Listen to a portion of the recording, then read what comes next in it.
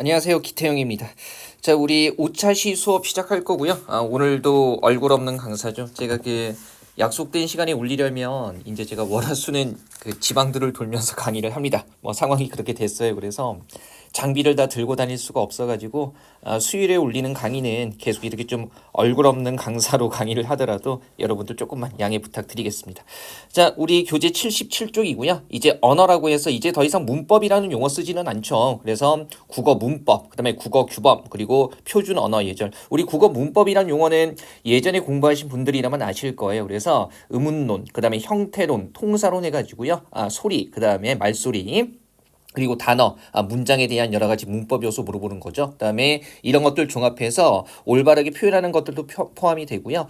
국어 규범이라고 하게 되면 한글 맞춤법, 표준어 규정, 뭐 표준 발음법 이런 것들 얘기하는 거죠. 표준 언어 예절 같은 경우는 뭐예요? 경어법 대표적인 거, 일상생활의 인사말 같은 것들 나오는 겁니다. 자, 77쪽에 문제 보기 전에 풀이 전략 한번 가볍게 볼게요. 일단 우리가 이제 제시문들이 나오기 때문에 그렇게 막 어렵게 꼬아내지는 않는데 제시문에 인용될 법한 언어 개념, 문법 관련 개념을 학습해 두면 굉장히 편하겠죠. 속도가 붙는단 말이죠. 그래서 다른 문제 풀 시간 확보하는 데 도움이 되기 때문에 예전처럼 깊게는 아니더라도 기본적인 개념 중심으로, 즉 설명 나왔을 때 필요한 부분을 바로바로 이해할 수 있게끔, 적용할 수 있게끔 그런 정도의 개념은 학습해 두셔야 되고요.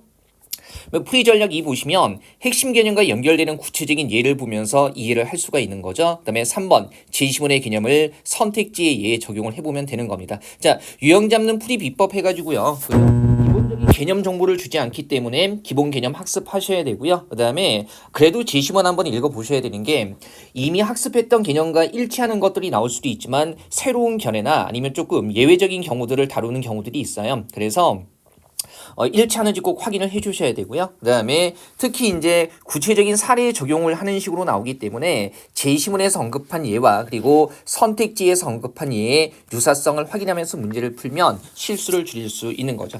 자, 우리 78쪽 한번 보시면요. 대표 기출 문제 이제 익숙해졌으니까 대기라고 할게요 해가지고요. 자, 일단 공공언어 바로쓰기 원칙에 따라 공문서에 기억 리얼을 수정한 것으로 적절하지 않은 것은 이라고 해가지고요. 어차피 주관식 아니고 선택지를 보면서 나란히 비교해서 알 수 있기 때문에 어려운 형태는 아닙니다. 자, 중복되는 표현을 삼갈 것, 그리고 대등한 것끼리 접속할 때 우리 왜 대등하다라는 게 대표적으로 뭐예요? 와나 과, 그 다음에 and로 이어지는 거죠. 그래서 구조가 같은 표현을 사용할 것. 자, 요게 예전에 학습하지 않으신 분들이라면 조금 헷갈릴 수 있는데 예를 들면 이런 거죠.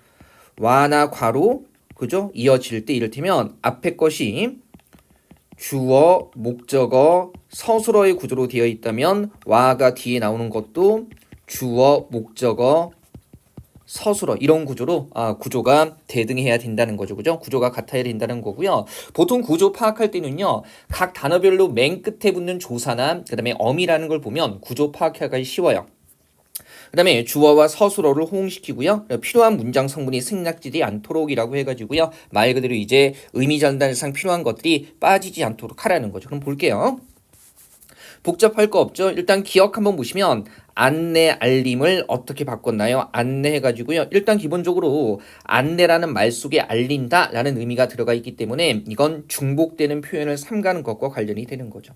중복되는 표현을 삼가는 것과 관련이 되는 거고요. 1번은 아무 문제 없어요. 그 다음에 니은 보니까 뭐로 이어지고 있어요?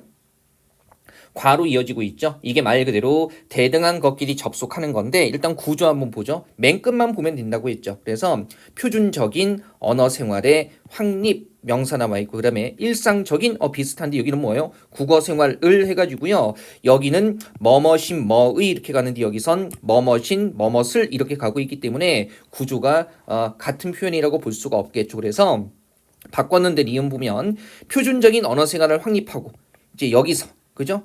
이어주는 거죠. 대등한 것끼리 접속하는 건데 보면 뭐뭇인 뭐뭇을 뭐하다 이렇게 돼 있고요. 그럼 똑같이 뭐뭇인 뭐뭇을 뭐하다 그래야 되는데 일상적인 국어생활의 해가지고요. 요거 다르게 가고 있네요. 그래서 앞뒤 구조가 같다고 볼 수가 없는 거죠. 2번은 잘못 고친 겁니다. 이를테면 표준적인 언어생활을 확립하고 일상적인 국어생활을 향상하기 위해 이런 식으로 써줘야 되는 거죠.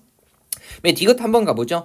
표준 정보가 제공되고 있습니다라고 했을 때 요거 주어와 서술어의 호응 관련되는 건데요. 이런 것 부분에 밑줄이 쳐져 있을 때는 전체 문장을 봐야 돼요. 그래서 2번 전체 문장을 보시면 본어는 국내 유일의 의약품 관련 비영리 재단 법인으로서 그 다음에 의약품에 관한 표준 정보가 제공되고 있습니다. 그럼 주어가 뭐예요? 이거죠?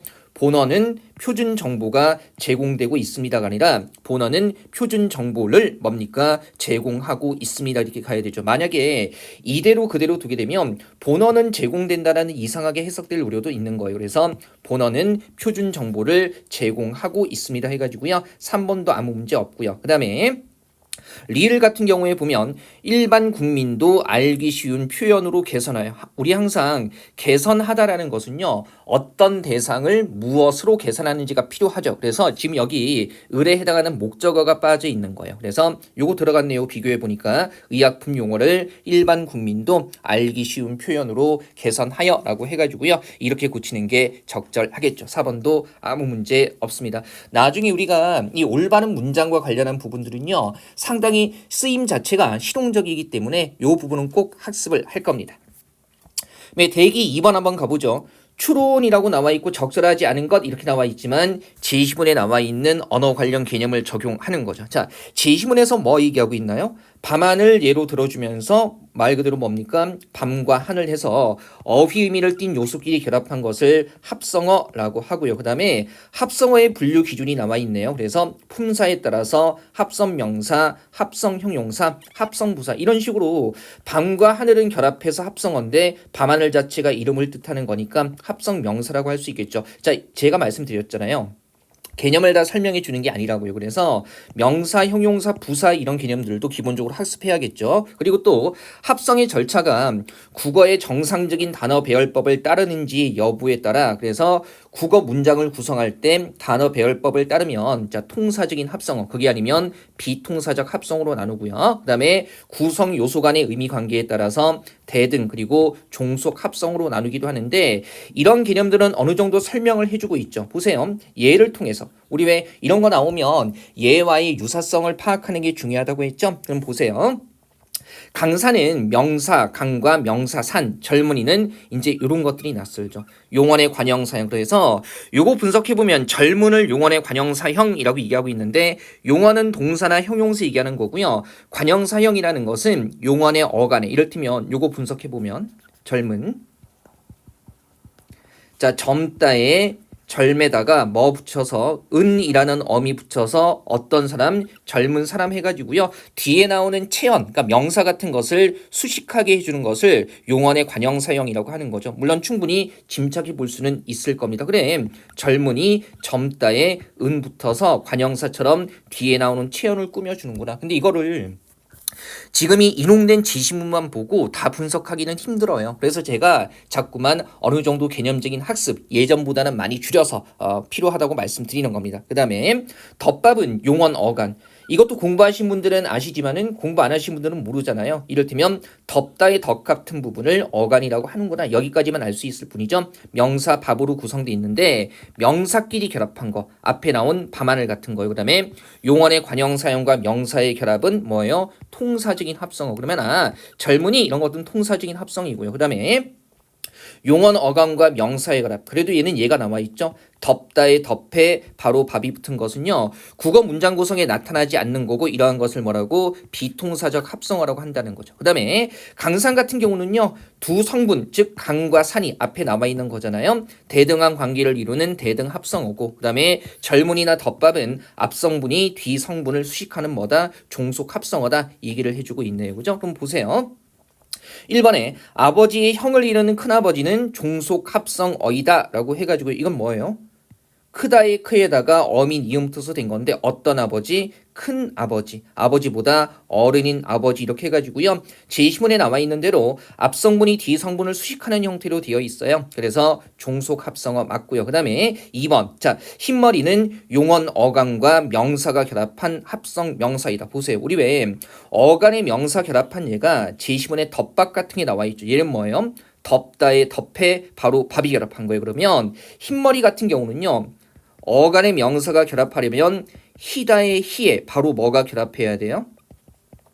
머리가 결합해서 흰머리가 돼야 되는데 나타난 형태는 흰머리니까 요 얘하고 유사성을 점검해 봤을 때 다르다는 거 확인할 수 있는 거죠. 그래서 2번이 적절하지 않은 거고요. 그 다음에 늙은이는 늙다와 그 다음에 사람을 뜻하는 이 이가 사람을 뜻한다는 건 앞에 젊은이가 나와 있기 때문에 충분히 추론할 수 있습니다. 그래서 어휘 의미를 지닌 두 요소가 결합해서 이루어진 단어 합성어 맞고요. 4번에 동사 먹다의 어간인 먹과, 그죠? 이건 딱 짚어주고 있네요. 먹과 바로 거리가 결합하면 뭐라고 했어요? 어간과 명사가 결합한 것은 비동사. 그래서 이거 맞는 거죠. 사실 이 문제 같은 경우에 우리가 어간, 관형사형, 전성, 어미, 그 다음에 통사, 비통사를 구별하는 기준 같은 걸 알고 있으면 내가 공부한 것과 동일한 내용 다루고 있구나 하고요. 바로 선택지 보고 한 20초에서 30초 만에 풀 수도 있는 문제입니다. 마지막으로 강조할게요. 예전처럼 깊게는 아니지만 언어, 즉 문법 공부 어느 정도 하셔야 한다는 거죠. 괜찮죠? 자, 그러면 대표 기출 문제 3번 한번 보시면요. 대기 3번입니다. 자, 기억의 사례가 포함되어 있지 않은 거 이렇게 얘기하고 있어요. 지금 시간이 8시 반 정도 돼가고 있어요. 이제 제가 내일 오전에 올라가게끔 이렇게 예약을 걸어둘 건데, 업로드 예약을 걸어둘 건데, 지금 여기가 어디냐면 정성군의 청소년 수련관입니다. 그래서 이제 지역에서 공무원 준비하시는 분들 무료 강의 하는데요. 강사료는 받는다고 제가 말씀드렸죠, 그죠? 그래서 저기 안성에서 정선으로 이동해가지고 지금 이제 여기가 10시까지 하는데 모든 수업이 거의 끝나서 여기 막 청소년들 이렇게 즐길 수 있는 거리도 있거든요. 뭐 학습도 하고. 근데 모두를 돌아가시고 혼자 텅 빈 연구실에서 이거 찍고 있습니다. 외롭습니다. 그리고 배도 고프고. 자, 보죠. 존경 표현에는 주어 명사구를 직접 존경하는 직접 존경, 그 다음에 요거 보세요. 존경의 대상과 긴밀한 관련을 가지는 인물이나 사물 등을 높이는 것을 뭐라고 해요? 간접 존경. 그러면 존경의 대상을 직접 높이는 게 아니라 관련 있는 인물이나 사물을 높인다는 거죠. 그래서 지금 보면 전자의 예로, 그죠? 직접 존경의 예로 할머니는 직접 용돈을 마련하신다를 들 수 있고, 후자의 간접 존경의 예죠. 할머니는 용돈이 없으시다를 들 수 있다. 그래서 전자에서 용돈을 마련하는 행위라는 주어는 할머니이므로 마련한다가 아닌 마련하신다로 존경 표현을 한 거. 그러면 직접 존경 같은 경우는요, 그죠? 문장의 주어 자체가 높임의 대상이어서 그 주어 자체를 높이는 거고요. 그 다음에 후자에서 이거죠.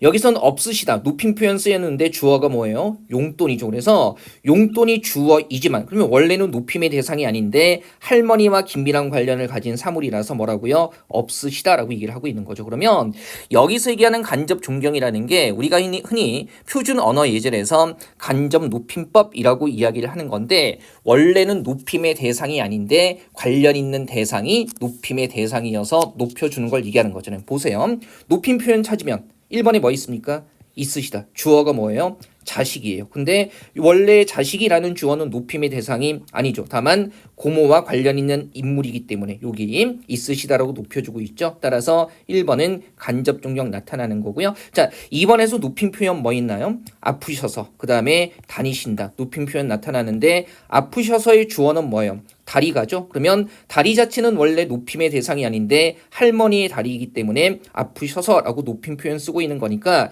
여기서 간접 존경 나타나는 거고요. 다니신다 같은 경우에 주어는 할머니는 다니신다 이렇게 되는 거죠. 여기는 직접 존경이네요. 다만 기억의 사례가 포함되어 있기 때문에 2번도 맞는 겁니다. 그죠? 여기가 간접, 여기가 직접이죠. 3번은 보면 언니는 아버지가 너무 건강을 염려하신다. 높임 표현 뭐 있나요? 염려하신다인데 주어가 뭐예요? 아버지가 라고 해가지고요. 그럼 이건 뭐가 되는 겁니까? 아버지라는 원래부터 높임의 대상이 되는 인물을 염려하신다 라고 직접 높이고 있기 때문에 얘는 직접 존경이 되는 거죠. 여기 나와 있는 대로 따지면. 그죠? 언니와 관련이 있어서 언니를 높이기 위해서 아버지를 높이는 게 아니라 아버지 자체가 원래부터 높임의 대상이기 때문에 염려하신다라고 직접 높이고 있는 거죠. 그리고 여기서 언니는 높임의 대상이 되고 있지는 않아요. 물론 문장 표현 보면 언니는 그냥 말했다라고 얘기를 하고 있기 때문에, 그래서 3번은 직접 존경이고요. 정답이네요. 그 다음에 4번에 할아버지는 젊었을 때부터 수염이 많으셨다고 그랬다. 여기에 많으시었다가 준 거죠. 높임 표현 나타나고 주어가 뭐예요? 수염이죠. 수염은 원래 높임의 대상이 아닌데 할아버지와 관련이 있기 때문에 많으셨다라고 높임 쓰고 있는 거니까 여기에서도 간접 존경 나타나는 겁니다. 자, 그 다음에 대기 4번 한번 보시죠. 요거 선생님 이거 그 흔히 얘기하는 비문학 문제 아닌가요? 아니에요. 이게 이제 예시 문제가 이렇게 나와서 물론 이렇게 낼 수도 있죠. 근데 얘는 비문학 문제가 아니라 지금 보세요. 그들, 이들, 그들 해가지고요.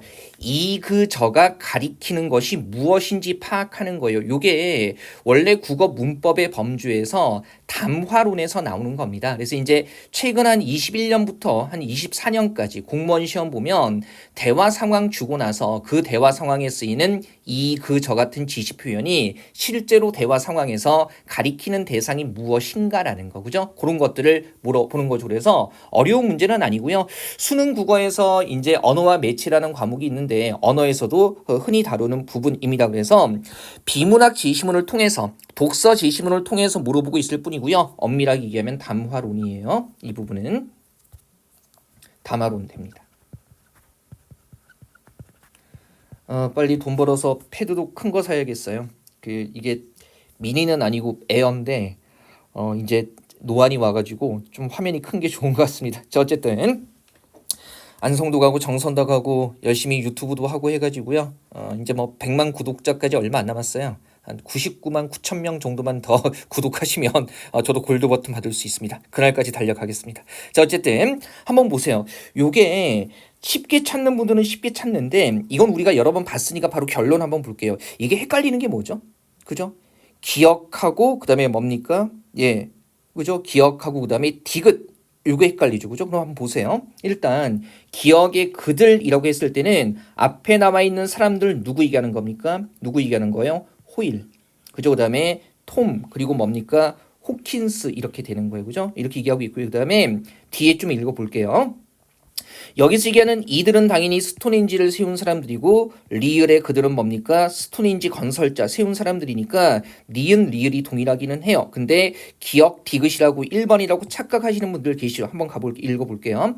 자, 이들은 스톤인지 세운 사람들은 호킨스의 주장과 달리 과학적 사고를 할 줄 모른다고 애킨슨이 주장한 거고요. 이에 잘 보세요. 호킨스를 옹호하는 학자들은 애킨슨을 비판하면서 이들은 신석기 시대보다 훨씬 이전인 4만 년 전의 사람들도 신체적으로 우리와 동일했으며 지능 또한 우리보다 열등했다고 볼 근거가 없다고 주장했다 그랬으니까 이들은 애킨슨을 비판한 누굽니까? 호킨스를 옹호하는 학자들인데 이거 보면서 아니 호킨스를 옹호하는 학자들이니까 앞에 나와 있는 호일, 톰, 그 다음에 호킨스 다 얘기하는 거 아닌가라고 착각하시는데 잘 보세요. 내용을 봐야죠. 호킨스는 뭐 주장한 사람이에요? 스톤인지의 모양이 태양과 달의 배열을 나타낸 것이라는 의견을 제시한 거고 그러면 이걸 옹호한 사람들이라는 것은 뭡니까? 태양과 달의 배열을 나타낸 거라는 거죠. 호킨스의 주장이 이런 거니까 그러면 톰 같은 경우는 그래도 우리가 태양과 달을 관찰하기 위한 정교한 기구를 했으니까 호킨스를 옹호하는 입장과 연결해지지만 호일 같은 경우는 아예 뭐라고요? 연산 장치라는 주장을 했죠. 그래서 주장의 내용이 달라요. 그래서 호킨스를 옹호하는 학자들이라면 태양과 달의 배열을 나타낸 것이라는 의견을 제시한 거죠. 그죠? 이 의견을 옹호한 사람들이기 때문에 적어도 여기서 호일이 포함되어 있지는 않습니다. 그래서 기억과 디귿은 동일한 인물이라고 볼 수가 없는 거죠. 이 포인트 조심해서 잡으셔야 합니다. 그죠? 지금 톰의 주장, 그 다음에 호킨스의 주장이 다르기 때문에 이 맥락에서 호킨스를 옹호한다라는 것은 태양과 달의 배열을 나타낸 것이라고 옹호하는 사람들이 되는 거죠. 그래서 적어도 여기서 호일은 포함되어 있지 않습니다. 뭐 톰은 비슷하다고 볼 수 있더라도 호일 같은 경우는 포함되어 있지 않은 거죠. 자, 두 문제 정도 더 가볼게요. 61번 보시면요. 추론한 내용으로 적절하지 않은 것이라고 해가지고요. 이제 이런 게 사실은 요즘에 그 수능 국어에 언어와 매치라는 과목에서 계속 이렇게 나와요. 이 제시문 보면 예시 문제에 출제된 것과 비슷하죠. 그죠? 사실은 뭐 새롭게 나와서 뭐 수능하고 유사해진 게 아니라 예전부터 이런 영역들, 특히 이제 독서나 문학 같은 경우는 미니 수능처럼 나왔던 거죠. 새삼스레 무슨 뭐 수능 유형으로 이제 출제된다가 아니고요. 원래부터 그랬어요. 원래부터 한 2013년부터. 그죠? 그 이전은 조금 달랐지만 2013년부터는 미니 수능이었던 거고, 다만 이제 예시 문제에 논리 문제가 두세 개 추가됐을 뿐인 겁니다. 그죠?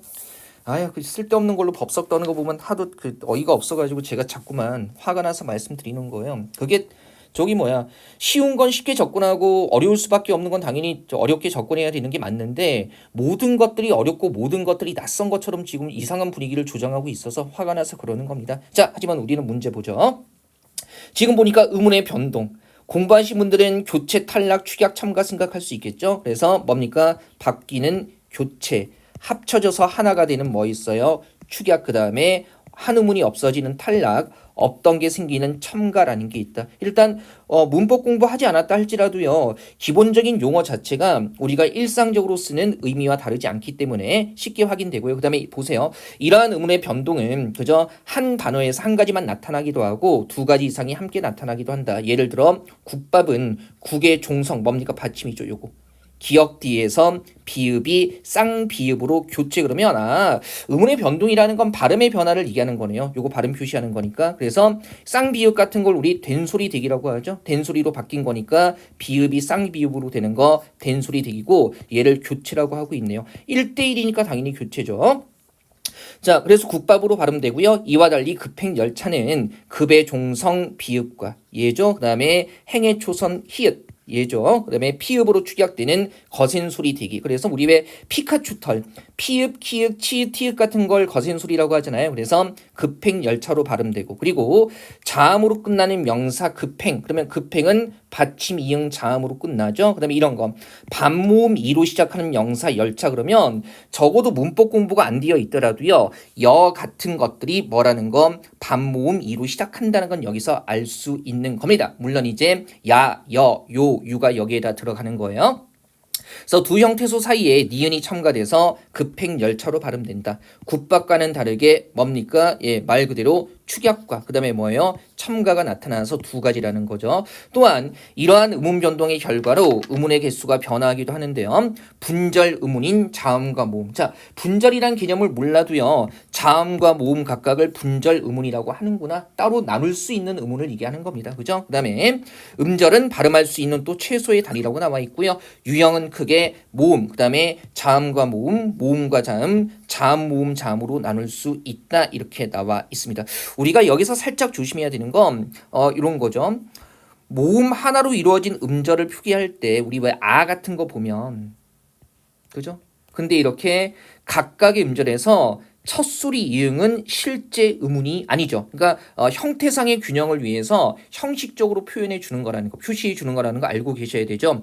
이렇게만 써도 우리는 아라고 발음하는데 표기상의 균형을 위해서 형식적인 이응을 적어주는 거죠. 그래서 예를 들면 모음 하나로 이루어졌다라는 우리가 아 이렇게 쓰는 거고, 모음 더하기 자음으로 쓰는 건 예를 들면 뭐가 되는 겁니까? 이런 거. 안 이런 것도 얘는 형식적인 거니까 아라는 모음과 자음 니은으로 이루어진 거죠. 이것만 살짝 주의하시면 되죠. 보통 이제 고등학교 과정에서 이 정도는 기본으로 배우기는 하죠. 얘는 그래도 편한 게 의문 변동이 일어나는 유형들 사례 적용할 수 있게 보여주고 있고요. 이미 다 뭘 주고 있습니까? 발음을 주고 있기 때문에 굉장히 편하죠. 그러면 보세요. 자, 노인이라고 발음할 때 원래 있던 뭐가 없어져요? 히읗이 없어지니까 뭐 맞아요? 탈락이고요. 당연히 하나가 없어졌으니까 개수가 줄 거고요. 셀 필요도 없죠. 탈락 빠지니까 주는 거예요. 그다음에 노라는 것은 뭡니까? 자음과 모음 다 맞네요. 그다음에 한여름. 자, 보세요.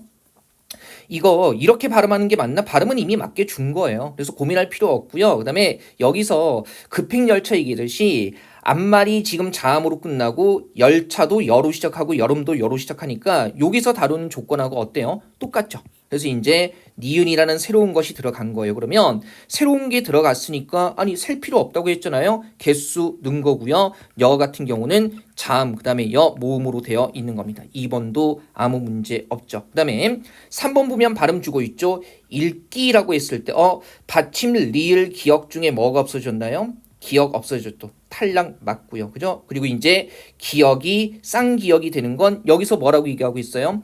비읍이 쌍비읍으로 되는 것은 교체, 된소리 되기라고 얘기하고 있죠. 일단 뭐 탈락과 교체가 다 일어나지만 탈락만 얘기해주고 있네요. 그죠? 그 다음에 탈락의 결과로 개수가 준 거 맞고요. 그 다음에 일은 뭡니까? 요거 첫소리 이응은 실제 의문이 아니라고 했죠. 그래서 어떻게 가야 돼요? 자, 모음 더하기 자음 되는 거 맞습니다. 그 다음에 4번에 독서는 첨가의 결과로 여기서 달라진 게 뭐예요? 시옷이 쌍시옷이라는 된소리로 그러면 지금 우리 왜 PPT 상의 넷째 줄 보시면요. 비읍이 쌍비읍으로 된소리 되게 되는 건 뭐예요? 교체라고 얘기를 하고 있죠. 그래서 시옷이 쌍시옷으로 되는 것도 된소리 되기 첨가가 아니라 뭐가 되는 겁니까? 교체고 교체면 1대1로 바뀌니까 개수가 늘 수 없습니다. 그 다음에 써 같은 경우는 물론 자음 더하기 모음이 되는 건 맞기는 하죠. 그래서 4번은요. 음음 변동 유형을 잘못 파악한 겁니다. 자, 우리 왜 예사소리, 시옷 같은 예사소리도 하나의 음운이고요. 쌍시옷을 두 개로 발음하지 않죠. 그래서 쌍시옷도 된소리로 하나의 음운이기 때문에 예사소리가 된소리로 발음되는 건 명확히 교체고요. 학습되어 있지 않아도 여기서 비읍이 쌍비읍으로 교체되는 된소리 대기라고 나와 있기 때문에 충분히 제시문의 근거를 가지고 추론할 수 있는 부분이 되는 거죠. 그죠? 한번 확인하시고요. 자, 62번 한번 가보죠. 기억, 니은에 해당하는 예에 대한 설명으로 적절하지 않은 것 얘기하고 있어요. 그죠? 자, 일단 보면 어근은 파생이나 합성 등 조어, 단어를 만든다는 거예요. 과정에 참여하는 요소 중에서 의미의 중심이 되는 부분이고 어간은 용어리 활용할 때 중심이 되는 줄기 부분으로 활용해서 어미에 선행하는 부분을 말한다. 그래서 이제 개념적인은 해주고 있는데 세부적으로 더 설명해주고 있지는 않죠. 이를테면 맡기다 같은 경우에 맞다의 맞 같은 경우는 뭡니까? 의미상 중심이 되는 어근이고요. 그 다음에 자 맡기는 뭐가 돼요? 활용할 때 맡기다, 맡기고, 맡기니 해가지고요. 여기까지 뭡니까? 활용할 때 변하지 않는 중심이 되는 줄기 부분이죠. 어간이 되는 겁니다. 그래서 어근과 어간이 동일하지 않다는 얘기를 지금 해주고 있고요. 다음에 보죠. 어근이나 어간을 결합해서 특정한 의미나 기능을 부여하는 형태소를 접사라고 한다. 여기서는요. 막다에 기가 붙으면 얘가 뭐가 되는 겁니까? 이를테면 짐을 맡기다 해가지고요. 시키는 의미, 사동의 의미를 더하는 거예요. 그래서 이런 것들 접사라고 하죠. 설명을 다 안 해주고 있기 때문에 기본 개념은 좀 알아두셔야 돼요.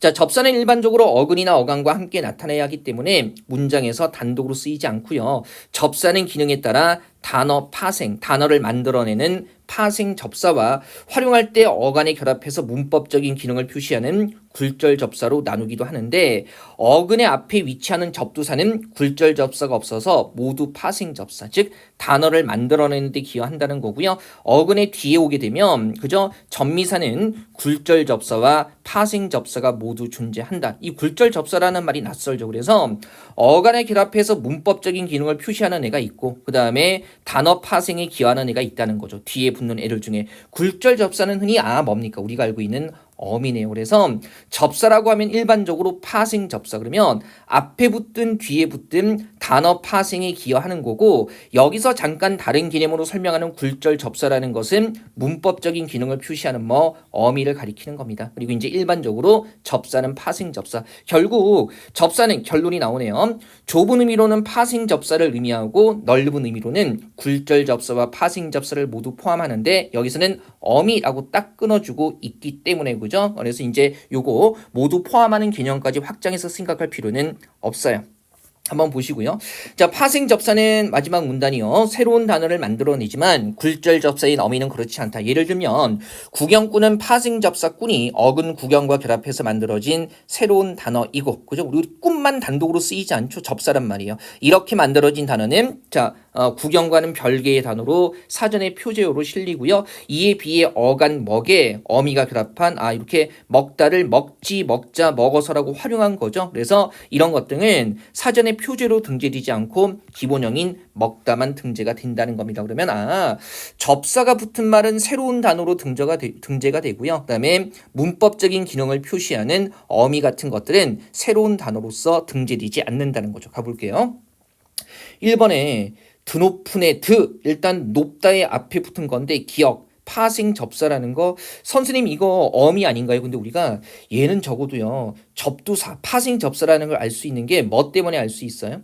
뭐 때문에 알 수 있죠? 우리 지금 보면 굴절 접사와 파생 접사가 모두 존재하는 건 어디 붙을 때? 뒤에 붙을 때예요. 그래서 얘는 일단 어미 범주에 들어가지는 않고요. 그다음에 드높은의 드가 접사다 뭐예요? 문장에서 단독으로 쓰이지 않는다. 이를테면 드높다라고 했을 때 높은 하늘은 되지만 드 하늘은 안 되기 때문에 요거 접두사인 거죠. 그죠? 일단 제시문의 내용 가지고 추론해 볼 수 있기는 하지만 미리 학습돼 있다면 정말 편하겠죠. 그래서 어쨌든 접사, 파생 접사 맞고요. 드높다. 접사 붙은 말은 사전에 표제로 등재되는 거죠.